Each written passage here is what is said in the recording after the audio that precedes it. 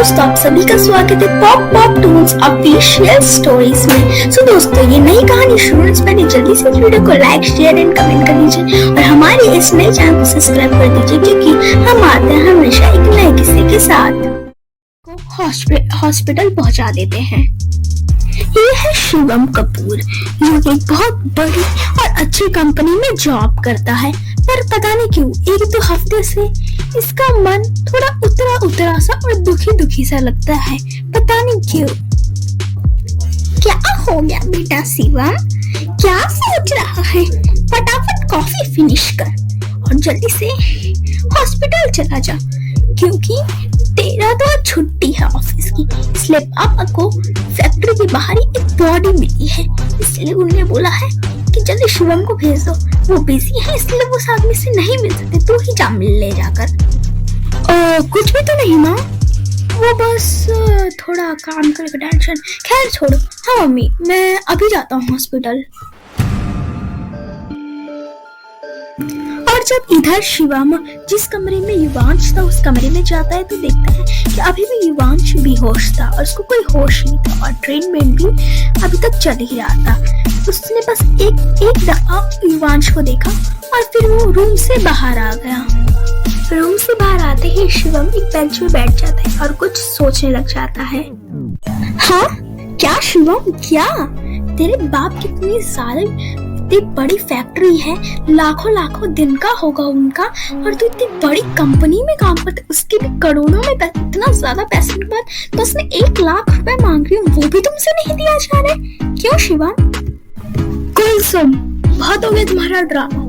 मैंने तुम्हें 1 हफ्ते पहले ही 2 लाख रुपया दिया था और आज तुम 1 लाख रुपया मांग रही हो। पैसे क्या पेड़ में उगते हैं जो तुम्हें मैं तोड़ के दे दूं? हाँ, मेरे भी घर के ढेर सारे काम होते हैं, उसको भी कंपनी के पैसे की जरूरत पड़ता है। अगर तो ढेर सारे पैसे, तो ये नहीं है कि तुम हर 1 हफ्ते में 1 लाख 2 लाख मांग लो। हाँ अच्छा, अब तुम जो मैं पैसे दे रही हूँ उसका हिसाब भी करोगे तुम? हाँ, यही था हमारा प्यार, बस 1-2 लाख रुपए के लिए तुम मुझसे इतना ज्यादा झगड़ रहे हो? हाँ, मैं सबको बता दूंगी कि तुम 1 नंबर के कैरेक्टर लेस लड़के हो। तुमने मेरा इस्तेमाल किया, ढेर सारी झूठी बातें बोल के मैं तुम्हें फंसा दूंगी। देखते कौन तुम्हें बचाता है। कुलसुम, बदतमीज बेशरम लड़की, और कितने पैसे मांग रही हो और आप ब्लैकमेल कर रही हो मुझे? हाँ, यही था हमारा प्यार और मैं झगड़ रहा हूँ? तुम ऐसा बोल भी कैसे सकती हो कुलसुम? क्या तुम मेरे पास पैसों के लिए आई थी? पैसों की भूखी हूँ मैं, पैसों की भूखी बहुत हूँ मैं पैसों के लिए किसी भी हद तक जा सकती हूँ। शिवम, जितने पैसे हैं 1-2 दिन में मुझे 1-2 लाख में मिल जाने चाहिए। अगर नहीं दिया तो मैं सबको बता दूंगी कि तुम कैसे सारी झूठी बातें फैलाकर तुम्हारी फैक्ट्री वैसे सबको सील करवा दूंगी, कंपनी तुम्हारी जॉब चली जाएगी। देख रहे, मैं तुम्हें बर्बाद करके रख दूंगी, कहीं का नहीं छोड़ूंगी, याद रखना शिवम।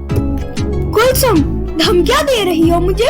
शर्म नहीं आती ऐसी बात बोलते हुए? कुछ भी कर दो, चाहे कुछ भी कर दो, पर मैं तुम्हें 2 लाख रुपया कभी नहीं दूंगा। चली जाओ यहाँ से, पैसों की भुक्की औरत।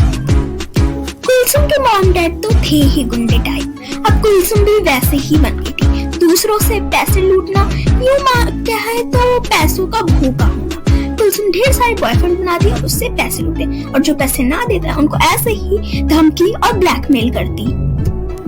और बस यही एक रीजन था जिससे शिवम 1-2 हफ्ते से ऐसे थोड़ा दुखी दुखी सा रहता था। शिवम जी, अरे शिवम जी, कहाँ खो गए आप? हाँ जी सिस्टर, क्या बात है? शिवम जी, पेशेंट को होश आ चुका है, आप जाकर मिल सकते हो, पर एक बात और है, उनकी याददाश्त चली गई है। ओके सिस्टर, मैं रूम के अंदर जाके उस पेशेंट से मिल लेता हूँ। युवांश को होश तो आ चुका था, पर उसकी पूरी तरीके से याददाश्त मिट चुकी थी। तुम कौन हो? हेलो, मेरा नाम शिवम है, मैं एक कंपनी में जॉब करता हूँ। इतना तो इंट्रो काफी है, अब तुम बताओ तुम कहाँ से हो? मैं कौन हूँ और मैं कहाँ से हूँ? मैं आपको कहाँ मिला? सॉरी, सिस्टर ने बताया था आपकी याददाश्त चली गई है ओके, तो आप मेरे पापा की फैक्ट्री के आगे वाली जो नदी है वहीं पर ही बहते हुए मिले थे। शायद आपको सर में कहीं चोट लगी है जिसकी वजह से आपको अब कुछ याद नहीं है। ये तो बहुत खुशी की बात है कि युवांश बच चुका है, पर एक बहुत ही दुखी बात भी ये है कि युवांश की याददाश्त चली गई है। अब पता नहीं कि वो कब रूबी से मिल पाएगा। चलिए, वो तो वक्त ही बता पाएगा। कुलसुम, बेटी कुलसुम, हेलो, महारानी जी यहाँ पे मोबाइल चला रही हैं। ओह मॉम, कितनी बार कहा है मुझे ताने मत मारा करो, फटाफट से बोलो क्या काम है। कुलसुम, तूने तो शिवम से पैसे ले ही लिए होंगे, जल्दी से वो पैसे ले आ, मुझे कुछ मेकअप और ज्वेलरीज खरीदनी है। ओहो मम्मी, ये पता नहीं शिवम को हो क्या गया है, पैसे ही नहीं दे रहा है। पहले पहले तो बहुत देता था, पर अब तो नहीं दे रहा है। कुलसुम, तुम ऐसे कैसे बन गई हो? हाँ, और धमकाओ, ब्लैकमेलिंग करो, तभी वो अपने आप की जेब से ढेर सारे पैसे निकलने लग जाएंगे। तुम भी ना सबको छूट दे रखी, इसलिए कोई तुम्हें पैसे नहीं दे रहा। अगली बार से अच्छे से करना। ओहो मम्मी, मैंने अच्छी तरीके से बोल दिया है, 1-2 दिन में शायद शिवम पैसे दे ही देगा, डोंट वरी। 2 हफ्ते पहले 2 लाख रुपया दिया था उसने, तो मैं 1 लाख रुपया आपके बैंक अकाउंट में ट्रांसफर कर रही हूँ। ओके कुलसुम, बस 1 लाख रुपया, 2 लाख रुपया तो देता ही है शिवम तुम्हें, और कुछ दिनों में और 2 लाख रुपया मिल जाएंगे, और तुम मुझे केवल 1 लाख रुपया ही सेट कर रही हो। मैं क्या तुम्हें कोई भिखारी दिख रही हूँ? हाँ, ज्वेलरीज वगैरह थोड़े महंगे हो सकते हैं। क्या करोगी तुम उस बचे हुए 1 लाख रुपए? चुपचाप से मेरे बैंक अकाउंट में ट्रांसफर कर दो जल्दी। ओहो मम्मी, हर महीने तो 2 लाख रुपया दे देती हूँ, आज 1 लाख रुपया कम दे दिया तो उसमें कौन सी बड़ी बात है। वो एक्चुअली ना मैं तो सुंदर हूँ, तुम्हें क्या ही बताऊँ। एक्ट्रेस बनने का थोड़ा बहुत मैंने ट्राई किया, कोर्सेज में मैंने ज्वाइनिंग किया, तो उसके प्लस 1 लाख रुपया चाहिए था, तो बस उसी के लिए था। लो, पापा भी आ गए हैं, पापा को मैंने ऑलरेडी बता रखा है, पापा से पूछ लो आप। ओहो शोभा, ये एक्टिंग कोर्सेस ही कर रही थी, इसे मैं बताया था, इसे करने दे दो ना। हेलो कुलसुम, पहले बता देती कि तू एक्ट्रेस के लिए कोर्स के लिए 1 लाख रुपए मांग रही है। चल ठीक है, ले ले। कुलसुम, जो कि बस यही सोचती थी कि वो बहुत सुंदर है, या मानो तो बहुत खूबसूरत है, इसलिए उसने हर महीने 1 लाख रुपया देती थी एक्ट्रेस बनने के लिए। पर उसे क्या पता था कि इंटरनेट की ये दुनिया इतनी अच्छी भी नहीं है। लगता है कुलसुम को जल्द ही पता चल जाएगा कि आखिर उसके साथ होने क्या क्या वाला है। अरे वो बोलते हैं ना, जैसी करनी वैसी भरनी। जैसा कुलसुम ने युवांश और रूबी को अलग करने के लिए ऐसा खेल खेला था, वैसे ही अब कुलसुम को फल मिलेगा। मीठा नहीं, ना ही अच्छा, बुरे कर्मों का फल मिलेगा कुलसुम को।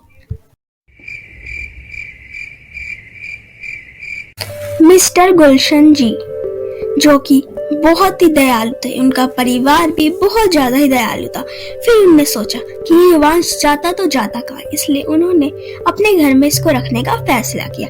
युवांश इतना बड़ा महल आज तक कभी नहीं देखा था, ऐसा लग रहा था किसी राजा महाराजा के महल में आ चुका हो। मैं जानता हूँ कि आपकी याददाश्त अब चली गई है, पर फिर भी आपको कुछ तो याद होगा, आपका नाम या फिर कुछ और। अंकल जी, सच बोले तो मुझे कुछ याद नहीं है, मतलब मेरा दिमाग कुछ सोच ही नहीं पा रहा है कि आखिर मेरे साथ पिछली जिंदगी हुआ क्या, और मैं क्यों पानी में बह गया था। मुझे कुछ याद नहीं आ रहा है, और ना ही मेरा नाम। अच्छा ठीक है, वैसे भी डॉक्टर ने बोला है कि तुम्हें याददाश्त आने में लगता है बहुत टाइम लगे, इसलिए तुम हमारे साथ ही रह सकते हो। चलो मैं तुम्हारा एक नाम रख दिया, तुम्हारा नाम है स्वयं। ओके, धन्यवाद सर जी, आपने मुझे अपने घर में रहने के लिए एक जगह दी, और धन्यवाद आपने मुझे इतना अच्छा नाम भी दिया है। Don't call me sir, you can call me Gulshan, it's okay. और धन्यवाद किस बात का। चलो फटाफट डिनर कर लेते हैं, और कल से मैं अपनी फैक्ट्री में तुम्हें कुछ ना कुछ काम दिलाई दूंगा। ओके? ओहो, गप्पे लड़ाना हो गया तो चलो डिनर कर लेते हैं। आओ चलो सब डाइनिंग रूम में चल आ जाओ। अरे बेटा स्वयं, इतना क्या सोच रहे हो? आओ बैठो, हमारे साथ डिनर कर लो। उफ, कितने अमीर है ये गुलशन जी और उनका बेटा शिवम और उनकी मम्मी, सब कितने अमीर है। घर किसी महल से कम नहीं है, फिर भी कोई घमंड नहीं है। कितने प्यार से रख रहे हैं, पर नहीं, मैं इन पे बोझ नहीं हो सकता। काश मुझे जल्दी से सब कुछ याद आ जाए और मैं यहाँ से चला जाऊं। इसके आगे क्या होने वाला है ये जानने के लिए जरूर देखिएगा हमारा अगला एपिसोड।